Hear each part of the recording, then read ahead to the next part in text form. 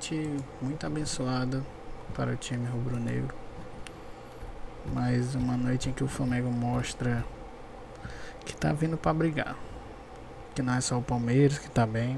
O Flamengo começou o ano muito mal, né? Infelizmente foi um calendário horroroso, um calendário escandaloso, onde prejudicava um time que ficou até dia 15 de dezembro jogando com times de alto nível do mundo. Refletiu muito no resultado, refletiu muito no futuro do Felipe Luiz, no futuro que o time estava levando.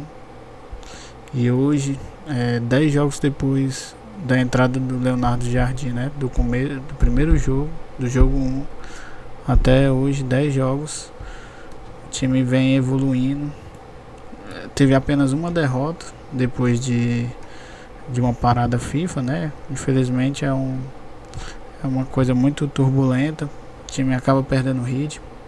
Teve aquela derrota vergonhosa pro Bragantino, né?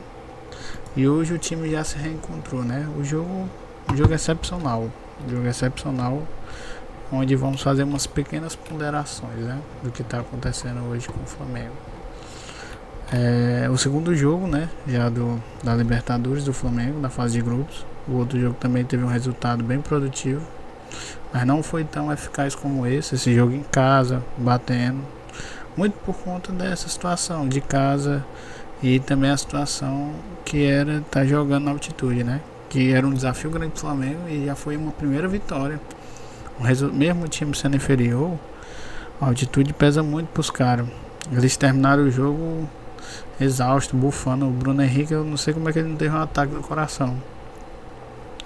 E hoje, mostrando total domínio, mostrando o começo de Libertadores até parecido com o de 2022, que foi a melhor temporada numérica, né, digamos assim. Das 3 temporadas que o Flamengo teve êxito, né, 19, 22 e 25, ela é a menos falada e menos lembrada. Só que a temporada que o Flamengo teve mais êxito foi a temporada numericamente, né? A temporada que o Flamengo conseguiu chegar mais longe numericamente. Teve muitas vitórias, teve uma campanha excepcional, foi a melhor campanha numericamente falando, mas é a menos lembrada. E hoje a gente tem uma campanha que está se encaminhando para isso. Ele está vencendo seus maiores desafios. Talvez o maior desafio do Flamengo mesmo na Libertadores, na fase de grupos, vai ser o próximo jogo, que vai ser contra o Estudiantes lá na Argentina, né? Cara, assim, é um contexto completamente diferente. Não é um mata-mata igual foi ano passado, que talvez seja o jogo mais difícil do Flamengo ano passado, mais difícil que a própria final. Final o Flamengo dominou totalmente, o adversário não conseguiu nem mandar uma bola no gol. E o jogo do Estudiantes, o segundo, né, que foi lá em Argentina, foi o mais difícil. Porém, são contextos diferentes, né? Pro Estudiantes passar em segundo não será algo ruim, o importante é passar. E provavelmente para o que tudo está se encaminhando, né? Flamengo com 6 pontos e o Estudiantes com 4. É o que vai acabar acontecendo. O Flamengo passar para a próxima fase em primeiro, o Estudiantes em segundo, que é importante para os dois times, né, estarem passando para a próxima fase. E agora ele vai enfrentar um Estudiantes de fase de grupo que não vai estar naquela necessidade de ganhar, né, não vai estar saindo atrás, não vai estar buscando tanto jogo como buscou naquelas quartas de final do ano passado. Então, talvez não seja o maior desafio pro Flamengo, né? Mentalmente, né? Assim, é o que aparenta ser, né? Mas acredito que o primeiro jogo com o Cusco, na altitude, foi o grande desafio do Flamengo, né? Vamos ver agora na sequência. Agora avaliando individualmente, né? Rossi, ano passado, ele foi um cara excepcional. Pra mim, ele foi o rei da América, não foi o Arrascaeta, né? O Arrascaeta foi o melhor jogador da temporada completa, como um todo. Tanto Brasileiro, Libertadores e o Mundial. Temporada Copa do Brasil, eu nem conto porque foi uma competição que foi entregada, né? Mas o Rossi foi o melhor jogador no passado. E hoje, ontem, né? No caso, ele cometeu algumas falhas técnicas, né? Pequenas falhas, mas Que é questão de detalhe, que o Rossi, o grande problema do Rossi é ele mesmo, né? O desafio do Rossi é ele mesmo, a atenção que ele tem às vezes, né? Que acaba ficando de lado. O Royal, excepcional, teve a evolução do Royal do ano passado pra cá foi com baixaria. Ano passado ele era piada, mano. Ele era piada, a gente falava do empresário do cara e hoje ele tá aí, assim, né? Como segundo melhor na posição, porque comparar com o Varela também é covardia, porque o Varela hoje é o melhor lateral jogando na América do Sul. O melhor lateral disparado jogando na América do Sul é o Varela hoje. Não tem como. Mas o Royal tá se encaminhando, tá caminhando bem. Eu lembro de uma roubada de bola ontem, que a torcida foi a loucura do Royal. Isso em anos passados, né? Em 2025 seria inimaginável. Não teria um perigo de estar acontecendo, mas graças a Deus ele tá se caminhando bem. Erra algumas vezes, erra algumas bobagens, mas tá se caminhando bem. Danilo, Léo Pereira totalmente seguro, né? Nossa zaga tá bem encaminhada. Danilo, Léo Pereira, Léo Ortiz e Vitão, excepcional os 4. Danilo como reserva imediato, né? O Vitão era, na minha visão, o Vitão era para estar nessas situações, né? Porque o que foi o jogo ontem? O jogo ontem, o Leonardo Jardim, ele começou tentando poupar, né? Poupou pessoas que jogaram no domingo, mais sério. E poupou jogadores importantes, na minha visão, né? O Léo Ortiz, poupou o próprio Pedro, de estar começando partida. Botou o Carrascal para jogar, né? Que o Carrascal também está suspenso do Brasileiro. Enfim, ele tentou trabalhar controle de carga para os jogadores, né? E eu acho que o Vitão era nessas horas que ele era para estar aparecendo, né? Nessas situações, né? Num jogo que era em casa, dava pra dar uma dominada. Eu acredito que tava pra ter poupado o Léo Pereira, né? Que é um jogador importante. Hoje ele é o 0-1 da posição, né? 0-1 da zaga, 0-1 do Brasil na posição. Então eu botaria Danilo e Vitão, mas o Léo Pereira foi excepcional, do mesmo jeito. Como vocês viram, ele até fez um gol que foi impedido, infelizmente, por causa de um braço aí. Um detalhe muito bobo, muito bobo. Mas jogou demais. Agora o Ayrton Lucas, cara, não dá mais. Não dá mais. Aqui, os pontos que ainda precisam ser vistos, né? O Leonardo Jardim até comentou da posição que tá satisfeito com a equipe, não sei o que. Não tem muito o que mexer, mas aquele lado ali, ele e o Alexandre é complicado. Porque o Alexandre tá, assim, é excepcional o Alexandre, né? Ninguém tem dúvida disso. Mas ele tá velho, ele tá desgastado. E ali ele precisa de um jogador para estar dando suporte para ele, para estar dando a força para ele. O Ayrton Lucas, cara, não dá mais. Então, quando o contrato do Ayrton Lucas acabar, é excepcional que esse jogador saia. Esse jogador não dá mais para jogar no Flamengo. Ele não vive um bom momento, ele não tem mais interesse. E é um caso parecido com o Cebolinha. Parecido só, porque o Cebolinha joga muita bola. Quando ele quer, ele faz acontecer. Mas ele não tem mais vontade de jogar no Flamengo. É visível o desinteresse do Cebolinha de jogar no Flamengo. Então, assim, é preciso um substituto imediato para o Flamengo, para essa posição. Imediato para ontem.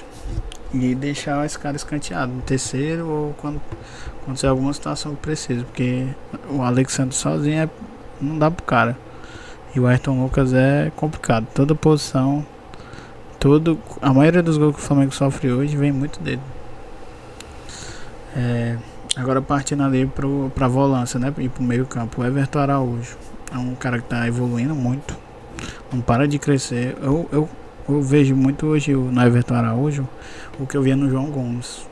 Que é aquele cara lá que tá dominando o meio campo, parecido com um pouco ali com o Pulgar e tal. Domina, aquele cara que foi no controle ali de carga, controlando ali a bola, a passagem da bola. Só que ele atacando, ele é horrível. Ele não é pra chutar esse cara. Esse cara, ele chega no gol e tem que mandar pra alguém. Ele não chuta. Nessa posição de chutar, não dá pra ele. Mas ali na volância, sendo imediato, sendo um reserva até imediato, né? Porque a posição é do Jorginho, tem um Pulgar e tal. Mas ele tá excepcional. Só não pode chutar esse maluco. O Paquetá, que teve mais uma vez um brilhante jogo. Para alguns, seu melhor jogo. Não acho que foi o melhor jogo do Paquetá, mas com certeza foi um dos melhores. Jogou excepcionalmente bem. E hoje tá assim, né? Se pagando, na minha opinião. E acredito que ele vai se pagar. Porque muita gente questionando como é que pode, Paquetá do jeito que tá. O cara começou mal, lógico, tava voltando. Teve oportunidades ali importantes que perdeu, como na Supercopa. Mas hoje ele domina. Hoje o jogo é dele. Hoje o meio campo é dele. Hoje ele constrói muito mais com a Arrascaeta. Que era o diferencial da Arrascaeta antes, né? Antes dele ser o rosto do time, né? O diferencial dele era esse. Era o domínio ele e o Everton Ribeiro ali. E hoje o Paquetá tá nessa posição, tá se encontrando. Quando colocam ele pros lados, né? Que eu já vi ele sendo colocado pros dois lados, é complicado. Não é a posição onde ele tem o seu melhor êxito, né? Mas quando ele tá ali no meio campo, é dele no meio campo. Aquele gol dele, o primeiro gol dele foi excepcional, meu parceiro. Ele dominou sozinho, ele tocou pra ele mesmo. Ele ganhou o gol e assistência ali. Que golaço lindo, maravilhoso. Cara, o Carrascal agora. Carrascal, ele tá na pior fase dele até hoje no Flamengo, desde que ele chegou. Tem que ser muito bem trabalhado. O Leonardo Jardim, ele é muito bom em recuperar jogador. Eu tô vendo isso com a questão do Royal e a questão do Lino, né? Ele é muito bom em recuperar jogador. Eu acredito que ele consiga recuperar com ainda o Carrascal, né? Ainda consiga recuperar o Carrascal, mas hoje aquele primeiro gol que ele perdeu com 2 minutos é coisa de rundaiar mesmo, rundaiar, porque não tem como o cara levar um frango daquele ali não, né? Agora, o grande problema do Carrascal também é a questão do futebol dele, né? Que ele é muito bonito, aquele futebolzinho estilo Neymarzinho, né? Só que ele é lento nisso. Ele precisa de um tempo para fazer a graça dele, e os caras já sabem disso. Quem vai jogar com ele já sabe disso, que ele precisa de tempo para fazer as graças. E é mais fácil roubar a bola pela lentidão dele. É o que é parecido com o Pulgar, um pouco. O Pulgar, ele tem aquele domínio de meio campo e tal, faz as coisas dele, dá os passos bonitos dele. Só que ele é lento pra caralho. E os caras aproveitam isso. É o mesmo problema do Carrascal. O mesmo problema que o Carrascal sofre. E Arrascaeta, né? Arrascaeta eu vou deixar para depois. Samuel Lino, excepcional, excepcional.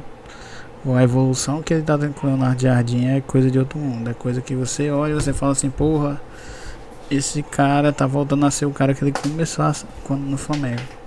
Sem afobar, sem falar em negócio de seleção. Mas o Samuel Lino, ele tava chegando e tava faltando o cara fazer o gol. Falta o cara fazer o Pedro. Pronto, Samuel Lino e Pedro é a dupla. É a dupla do Flamengo, entendeu? Pra temporada. O gol tá na mão desses caras. E se continuar assim, como foi o jogo do Fluminense, isso é excepcional. É esse cara, ele chega lá e ele precisa do cara pra chutar, porque ele não sabe chutar.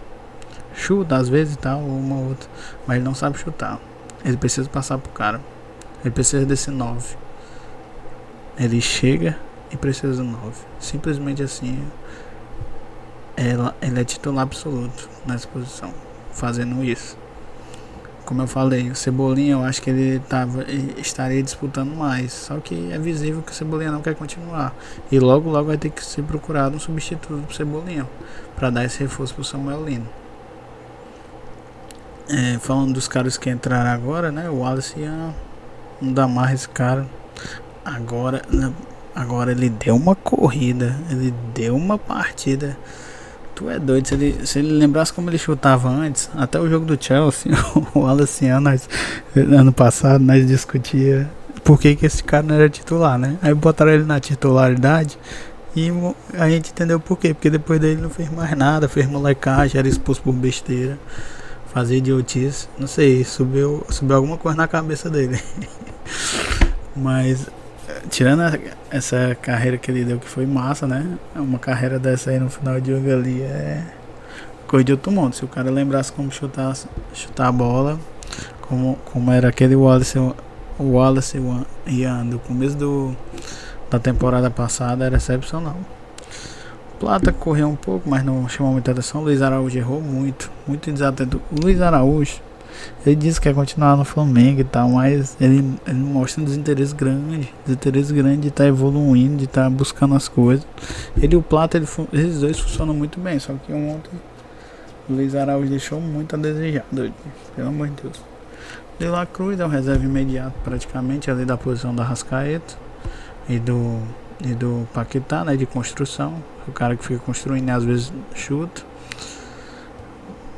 E entrou bem, fez algumas coisas e tal. Mas agora falando, Pedro também, né? Tem que falar do Pedro, que ele entrou só pra fazer o último gol. O Pedro tá vivendo uma fase espetacular, cara. Agora meu medo, a minha pergunta é quando o Pedro vai se quebrar de novo? Até quando a gente vai ter o 9 bolado igual ele tá sendo o 9 do Hexa? Até quando vamos ter esse 9 para aproveitar? Enquanto o Leonardo Jardim tem que ter isso na cabeça. O Pedro, ele é viciado em se quebrar. Tenho que tirar o máximo. Tenho que tirar 150% do Pedro.